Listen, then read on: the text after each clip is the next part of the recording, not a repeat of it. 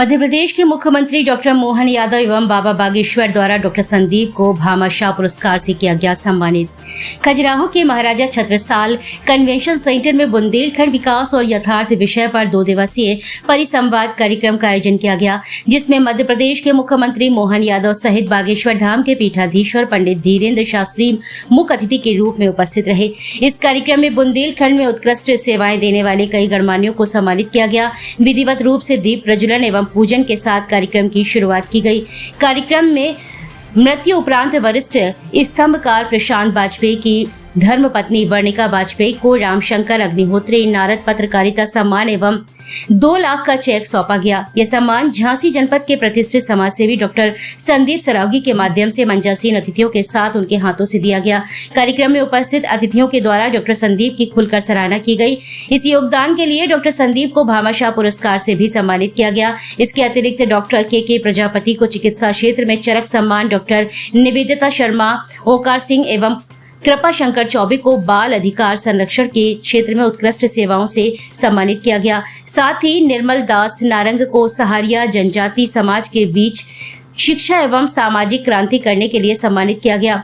ओम प्रकाश गुप्ता को श्रीकांत जोशी सम्मान, अखिलेश उपाध्याय को ग्रामीण विकास के लिए शिक्षा के क्षेत्र में उत्कृष्ट कार्य करने के लिए संजय पटवा, प्रशांत तिवारी, स्नेहलता सिंह बुंदेला को सम्मानित किया गया। दीपेंद्र पदम्बरैया को गौ सेवा सम्मान, संजय शर्मा को समाज सेवा के क्षेत्र में सेवा भारती से जुड़े, राजेश उपाध्याय को उनकी सेवा के लिए किए गए समर्पण पर रोजगार उपलब्ध कराने के लिए, सचिन सक्सेना को, विनोद पुरवार को समाज सेवा के लिए और पंडित भगवती प्रसाद शुक्ला को सनातन धर्म के मर्म को समझकर राष्ट्र सेवा के लिए कार्य करने पर स्वतंत्र वीर सावरकर सम्मान से सुशोभित किया गया। इस अवसर पर मध्य प्रदेश के मुख्यमंत्री डॉक्टर मोहन यादव ने कहा कि बुंदेलखंड की धरती के बारे में ऐसा कहा जाता है कि एक फिनिक्स पक्षी के बारे में एक कहानी है, जिसके बारे में कहा जाता है उसके शरीर को जला दो जब वह राख का ढेर हो जाए। इस ढेर से फिनिक्स पक्षी वापस बाहर निकलकर पंख फड़फड़ाते हुए अपनी नई यात्रा के लिए निकल जाता है।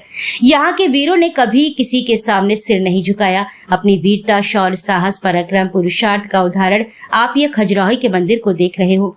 भारत देश में सनातन धर्म के देव स्थानों पर आक्रमण हुआ। किन्हीं कारणों से उनमें खजुराहो के मंदिर और उज्जैन के मंदिर भी शामिल हैं। इन मंदिरों को बचाने के लिए बुंदेलखंड के वीरों ने मिट्टी के बड़े बड़े ढेर बनाकर मंदिर ढक दिए थे। इस प्रकार उन्हें बचाया गया। यह सिर्फ बुंदेलखंड ही कर सकता है, कोई और नहीं। उद्बोधन के क्रम में पंडित धीरेन्द्र शास्त्री ने कहा कि अभी तक अस्पतालों में मंदिर थे, लेकिन अब इतिहास बदलने जा रहा है। मंदिरों में अस्पताल तैयार होंगे। हमारा भारत विश्वामित्र का भारत है, जो विश्व में एक मित्र की भूमिका निभा रहा है।